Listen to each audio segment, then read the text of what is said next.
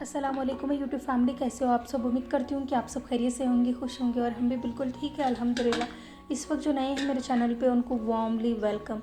और हमेशा की तरह मैं आज सबसे रिक्वेस्ट करती हूँ कि मेरे चैनल को अभी तक आपने सब्सक्राइब नहीं किया है तो कर लीजिएगा, इट्स ए हम्बल रिक्वेस्ट। और जिन जिन लोगों ने कर चुके हैं उनका दिल से शुक्रिया।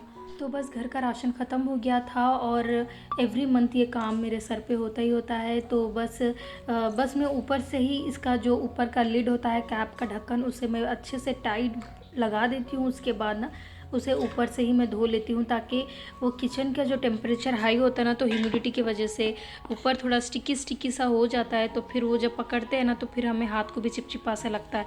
तो बस मंथली एक दफ़ा भी ये काम कर लेते हैं ना तो फिर काफ़ी अच्छा और नीटनेस दिखता है अपने किचन में। तो सारे ही डब्बों को मैं निकाल लेती हूँ। अगर कोई डब्बा खाली है तो उसे मैं अंदर से भी धो लेती हूँ, वरना सिर्फ ऊपर से ही धो लेती हूँ। कभी कुछ रमज़ान या फिर कोई ऐसी ईद वगैरह आ रही है तो फिर उस वक्त ना सारे ही मसाले या फिर अंदर से डब्बे बहुत ही ख़राब हो गए हैं तो फिर मैं सारे मसाले प्लेट में निकाल के ना फिर अंदर से बाहर से इसे धोकर सुखाकर करती हूँ साफ़ उसे। लेकिन यूजुअली तो एवरी मंथ मैं इसी तरीके से कर लेती हूँ। ये मैक्सिमम टाइम ले लेता है। अब वीडियो में तो बहुत ज़्यादा मैं फास्ट फॉरवर्ड करी हूँ, अदरवाइज़ ये 1 से 1.5 घंटा सिर्फ धोने में, फिर इसे ड्राई कपड़े से सुखाने में लग जाता है ऊपर से। अगर हम कच्चे फिर दोबारा से सामान उसके अंदर भर के अगर रख देंगे ना तो कच्चे की वजह से और भी ज़्यादा ये चिपकने लगता है डस्ट वगैरह। तो इसे पोंछ के ड्राई कपड़े से या टिश्यू से पोंछ के रखना बहुत ज़्यादा ज़रूरी होता है। तो बस सारे ही डब्बे में धो ली थी। उसके बाद ना राशन जो भी डब्बे में बच जाता है तो फिर उसे मैं दूसरी प्लेट में निकाल लेती हूँ। उसके बाद जो फ्रेश आइटम होता है उसे मैं नीचे डालती हूँ और जो पुराना वाला होता है उसे मैं ऊपर रखती हूँ ताकि वो ख़त्म हो जाए पहले, उसके बाद हम फ्रेश आइटम जो है उसे यूज़ करेंगे। ये सारी चीज़ों में नहीं होता, बस कुछ पल्सेस में जिसमें भी कीड़ वगैरह आने के चांसेस होते हैं ना, उस चीज़ों को मैं ऐसा करती हूँ। अदरवाइज़ जो रेगुलर रूटीन में मंथली ख़त्म होने की चीज़ें रहते हैं जैसे कि मिर्ची, नमक, हल्दी वगैरह, उसको तो मैं वैसे ही डाल देती हूँ क्योंकि वो ख़त्म होना ही है मंथ एंड तक, तो इसलिए उसको मैं निकालती नहीं हूँ। बाकी जो दाल वगैरह होते हैं, आटा होता है, ज़ीरे में भी कीड़ वगैरह लगता है कभी कभी और ये इतना यूज़ भी नहीं होता। यूजुअली मैं ज़ीरे धनिया थोड़ा ज़्यादा ही मंगाती हूँ क्योंकि उसका पाउडर भी बना के रख लेती हूँ, क्योंकि मैक्सिमम चीज़ों में आप लोग देखे होंगे कि मैं धनिया पाउडर और ज़ीरा पाउडर यूज़ करती हूँ, इसलिए मैं उसकी क्वांटिटी ज़्यादा ही मंगा लेती हूँ।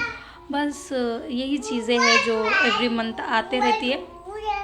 और बहुत सारी चीज़ें ऐसे जो मैं डायरेक्ट ही रख दी हूँ, ज़रूरत नहीं पड़ी उसे निकाल के फिर दोबारा से रखने की। जितना मैं सामान निकाल के डाल रही थी वही चीज़ कैमरे में कैप्चर हुई है।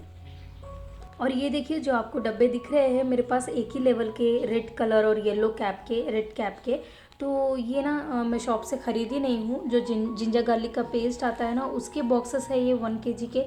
तो ये सारे ही जमा हो गए थे तो मैं ना सारे जो मेरे पास पहले डब्बे थे उसको डिस्कार्ड करके इसको एक ही लेवल में रख दी हूँ, क्योंकि ये अच्छे भी दिख रहे थे और ऐसा भी नहीं लग रहा कि कोई होता है ना, अगर हम शॉप से प्रॉपर ख़रीद के सामान डालते हैं ना तो फिर अच्छे दिखते हैं, लेकिन ये ना मुझे ऐसे ही क्यूट लग रहे थे। और उसके अलावा ये मन से मैं सोची हूँ कि मैं अदरक लहसुन ला कर ना घर में पीस के बनाऊँ, क्योंकि उसमें बहुत ज़्यादा खुशबू भी होती है और खाने का स्वाद और भी ज़्यादा बढ़ जाता है। तो देखेंगे इंशाल्लाह अगले मन से। तो प्लान है कि बस घर पे अदरक लहसुन ला कर ना उसे मैं पीसूँ।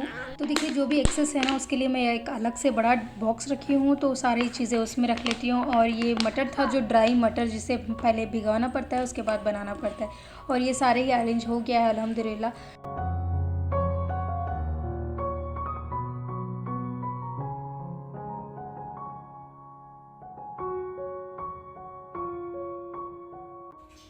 ए बेबी, 1 2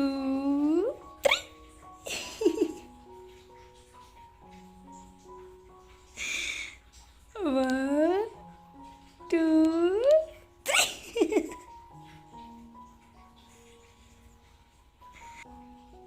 1 2 3 त्रिकोणी। मुझे कम कम कम कम कम कम कम कम कम कम कम आओ माओ जाओ मोग आओ माओ चाओ माओ कुछ कुछ कुछ कुछ कुछ कुछ कुछ कुछ। ला माशाल्लाह मेरा बच्चा नींद में भी हंस रहा मेरा बच्चा। अच्छा ठीक है मम्मा अल्लू बात करते हैं आप सो के। ठीक है आप सो जाओ सो जाओ चुम्मा सो जाओ सो जाओ सो जाओ सो जाओ सो जाओ सो जाओ सो जाओ।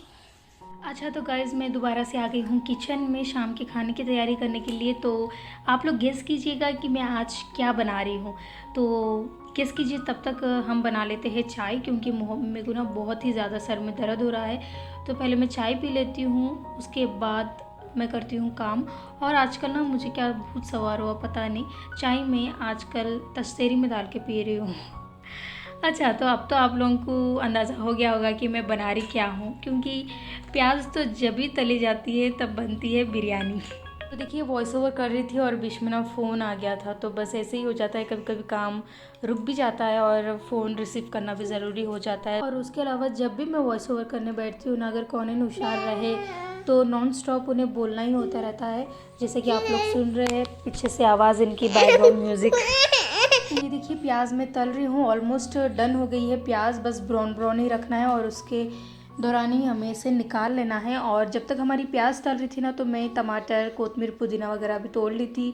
और ये आलू देखिए मैं इस वेजिस टाइप में कट करी हूँ, ताकि अंडों की बिरयानी में ना आलू का मज़ा बहुत ही अच्छा आता है। एक दफ़ा आप लोग ज़रूर ट्राई कीजिएगा।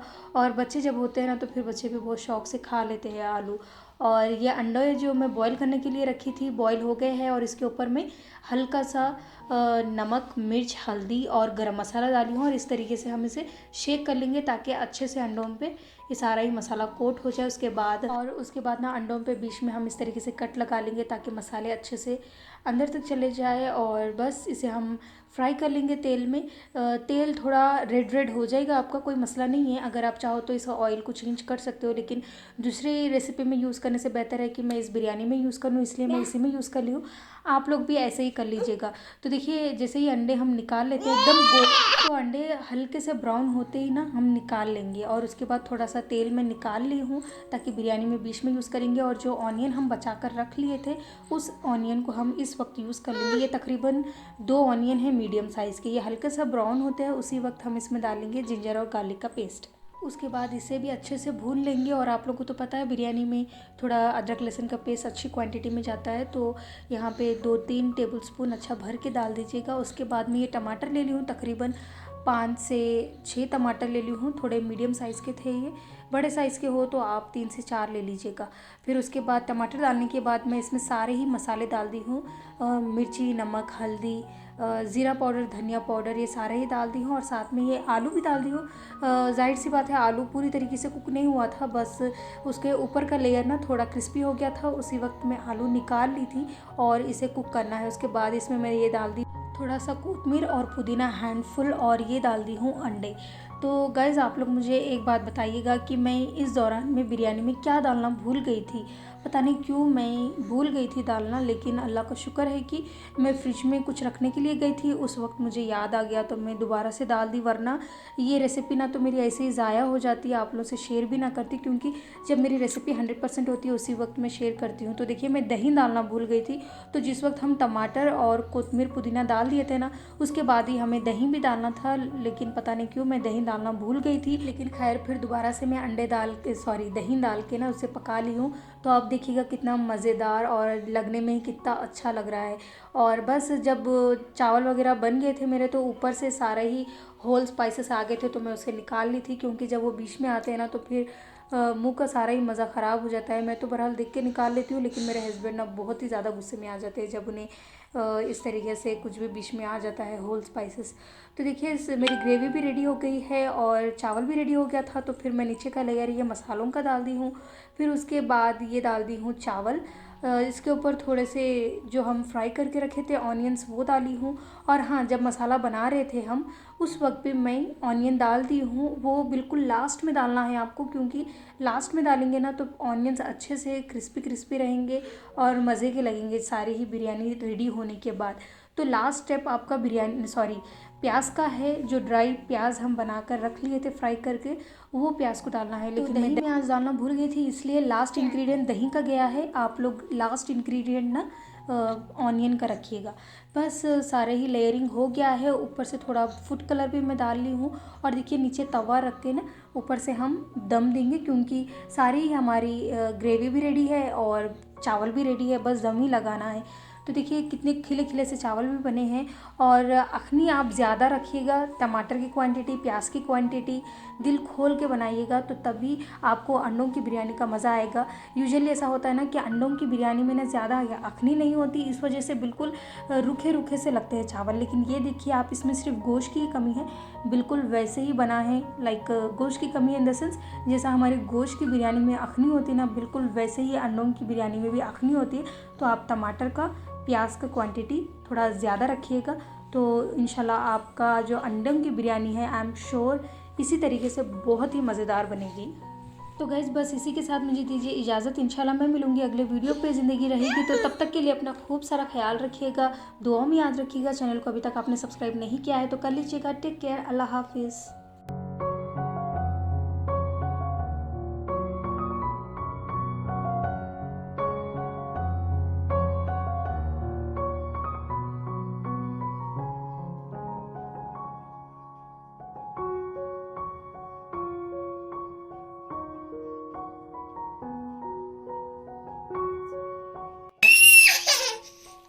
कैसा बना बहुत जबरदस्त, सच में?